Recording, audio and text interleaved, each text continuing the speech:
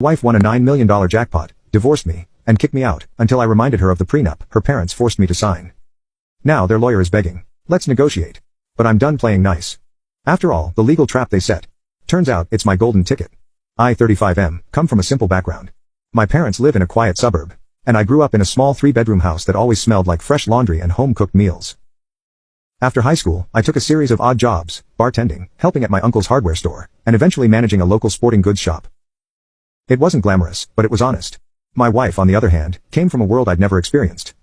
Her parents owned multiple properties, drove fancy cars, and hosted large, ostentatious parties a few times a year. Let's call my father-in-law Phil and mother-in-law Mael. Phil was a tall, imposing figure, socially and physically, exuding quiet dominance in any room. He'd make casual remarks that were more like veiled threats or manipulations. Mael was similarly skilled, her subtle disapproval, just one raised eyebrow, could make people shrink. They were never overtly cruel in front of me, but I felt their disapproval, lurking beneath polite conversation. After my wife and I got engaged, I realized how much her parents feared outsiders nabbing their family assets. They looked at me like an intruder, despite the fact that we'd been dating for years. Before we could set a wedding date, Phil demanded I sign a prenuptial agreement. I didn't have the finances to fight it legally, and I was too blinded by love. I kept telling myself it was just a symbolic thing to appease her parents. Love was all the guarantee I needed, right? The day I signed remains vivid in my mind. It was a warm afternoon at her parents' massive home. Mael laid out the document, slid a pen my way, and offered me coffee almost like it was a normal business transaction. My wife stood off to the side, saying little. That hurt, but I shrugged it off, figuring it wouldn't matter in the long run. The contract basically stated that any gifts, inheritances, or trust funds belonging to her family remained her separate property. While any major assets we acquired jointly, like a house or lottery winnings, would be marital property. I found that odd, but I just wanted to marry her. 6 months later, we married by a lake in a picturesque ceremony. My parents were overwhelmed by the extravagance, but supportive. I recall tension on my father's face when he greeted my in-laws. He'd always told me to trust my gut, but I thought love would conquer all doubts. The first couple of years went by without major incident. We lived in a condo her parents helped us secure. I paid monthly toward the mortgage, though the down payment had come from her father's gift. Looking back, it was never truly a gift, more like a tool for controlling us. But back then, I assumed this was just how wealthy families operated. Our marriage had the usual money squabbles and occasional blowouts about her parents, intruding on our decisions. They'd show up unannounced, bring new furniture or decor, and occasionally reorder our entire living space without warning. My wife would brush off my frustration, labeling it her parents' helpful nature. Then came the day that turned everything upside down. My wife called me, breathless with excitement, saying she'd won a $9 million lottery jackpot from a random ticket she bought at a gas station. At first I was elated, dreaming of quitting our jobs, traveling the world. But the joy dimmed quickly. She insisted we keep it secret, even from my parents. She became oddly paranoid, talking about claiming the money properly, and meeting with lawyers I'd never met. When I asked to join these meetings, she said, "You'd feel out of place," which stung. I had no clue the real bombshell was yet to come. One afternoon, I came home from work exhausted to find her there with her aunt, rummaging through drawers. She dropped the news as if it were casual. She was filing for divorce. She told me to pack my bags and leave the condo, an arrangement she claimed was under her name. I was floored. Sure, I contributed monthly mortgage payments, but apparently, she believed her father's initial down payment and her new fortune made me irrelevant. I felt my heart splinter. I called my father, voice shaking, telling him I'd just been kicked out of my own home. It was the ultimate betrayal. But the biggest shock came next. I discovered that Phil had sent his personal attorney to shield her. They wanted me out, so they could isolate the lottery winnings from me. Except they'd forgotten the terms of the very prenup they forced on me. Instead of shielding their daughter entirely, it said that any windfall acquired during marriage counted as a joint asset. Suddenly, I realized that if they insisted on divorcing me right after that jackpot, they might not get to keep it all. I decided to handle things carefully. My father urged me to stay calm, get a lawyer outside their social circle, and brace for a nasty fight. And I was determined not to fold. They'd thrown down the gauntlet, pushing me around like an expendable nuisance. If they thought I'd quietly walk away, they'd severely underestimated me. I spent a few nights at my parents' place, trying to absorb the shock. My mother was livid, ranting that my in-laws were disrespectful from day one. My father, while equally angry, stayed pragmatic. He contacted an old friend, a family law attorney, and got me an appointment first thing in the morning. Sitting in that attorney's office, I felt a swirl of anger and relief. I told him how the in-laws insisted on the prenup, how my wife just won $9 million, and then blindsided me with divorce. When he looked over the prenup, he actually chuckled. They shot themselves in the foot, he said. They specifically included language that lumps lottery winnings under marital assets. Unless a judge does some wild legal interpretation, you're entitled to a substantial portion. Hearing this was like a lifeline. I'd been so worried the prenup would lock me out. But it turned out their fear of me claiming inherited wealth had overshadowed the possibility of a lottery scenario. My lawyer warned it wouldn't be easy. My in-laws were wealthy, well-connected, and likely to deploy an entire legal team, but he believed we had a strong case. Especially since I contributed financially to the marriage, and had been abruptly expelled from our jointly occupied home. I asked about the divorce process in our state. A contested divorce could easily stretch for months or longer, but if my wife's side realized they were on shaky ground, they might seek a fast settlement. The lawyer predicted they'd try intimidation or underhanded tactics to get me to sign away my rights cheaply. Part 2.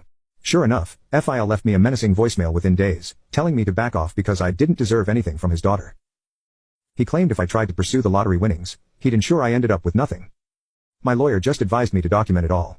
Then Mael cornered me outside my parents' home, offering a pittance if I'd vanish quietly.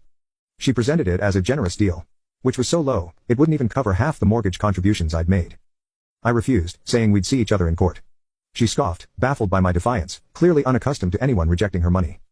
With negotiations at a standstill, my lawyer filed motions to secure the lottery funds from being hidden or transferred. That enraged my in-laws, who started spinning tales about me being a gold digger who preyed on their innocent daughter. It stung, but I stood firm. My boss, who owned the sporting goods shop, had my back, brushing off FIL's attempts to meddle in my employment. Friends took sides, some calling me petty, others applauding me for fighting back. The tension was suffocating, but I refused to cave. After a couple of weeks of fruitless negotiation, we got a court date. My wife was nowhere to be found personally. She was practically under her parents' protective wing, ignoring all direct communication with me. She had her lawyers do the talking, claiming I was the leech who contributed nothing to the marriage. My lawyer pushed back with financial records, timeshares of bills, and the prenup's explicit clause about windfalls. We also highlighted how I'd been violently shut out of the condo. The judge ordered both sides to prepare for a more formal hearing on asset division. In one last attempt at intimidation, FIL threatened my boss again, who promptly told him to get lost. That only fueled FIL's anger. My lawyer said we needed to proceed carefully, but that he was confident a judge would see through their scare tactics. Nothing could have prepared me for the final showdown in court. But at least I knew the law was, ironically, on my side. Thanks to the very prenup they'd forced on me. Weeks passed, and the tension around the upcoming hearing reached a fever pitch. My wife still avoided direct contact with me, yet her lawyers bombarded mine with motions. They insisted the lottery win was separate property because she purchased the ticket, ignoring the prenup's language, that any major windfall during marriage was marital. Meanwhile, AL tried to smear my reputation among friends and business contacts, peddling the narrative that I was a gold digger who'd married into the family solely for money. During this period, I felt a swirl of frustration and motivation. If they believed they could bully me out of my rights, they were mistaken. I had documents showing how I contributed to our shared life, utility bills, groceries, partial mortgage payments. My attorney and I pored over every detail of the prenup. He pointed out a critical sentence. All financial windfalls, including but not limited to lottery or game show winnings, shall be considered marital assets, unless expressly designated otherwise. It was like my in-laws had left a back door open without realizing it. A week before the hearing, we had a preliminary status conference. My wife arrived with her parents and a posse of lawyers, 4 attorneys plus a financial advisor. They looked at me with that same air of superiority, but their expressions faltered when my lawyer calmly produced the prenup text, highlighting the exact clause about lottery proceeds. The judge listened quietly, seemed unimpressed by their attempts to dismiss it, and ordered that all substantial assets remain frozen until the main hearing. That same afternoon, Mael cornered me outside the courthouse, insisting we talk like adults. She tried offering a lump sum even lower than before, labeling it generous for someone of background.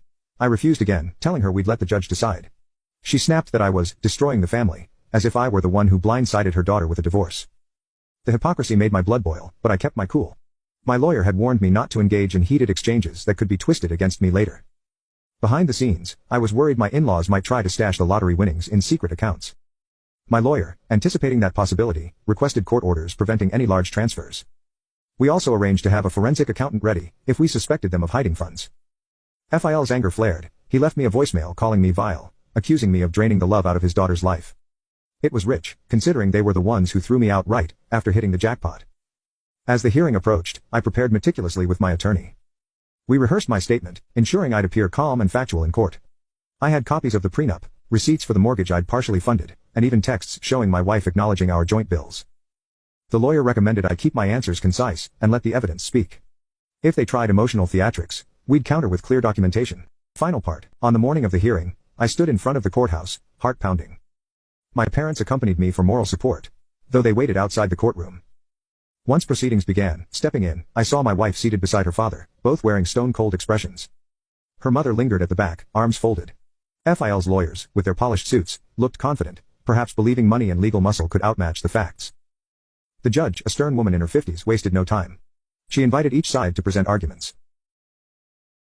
My wife's lead attorney tried framing me as a minor contributor, who'd done little more than occupy the same living space. They argued the lottery purchase was her personal transaction, done with her money, but my lawyer calmly pointed out how the prenup explicitly lumped such windfalls into marital property. And we also had bank records showing she'd used our joint account card that day. When we introduced that evidence, I saw visible tension ripple through FIL's camp. The judge asked if they had any contrary documentation proving it was her personal funds. They fumbled, claiming the card was accidentally used, or that it was her father's deposit in the account, but the statements clearly labeled our names, not hers alone. The judge took note, her gaze shifting to them expectantly. Finally, my wife spoke.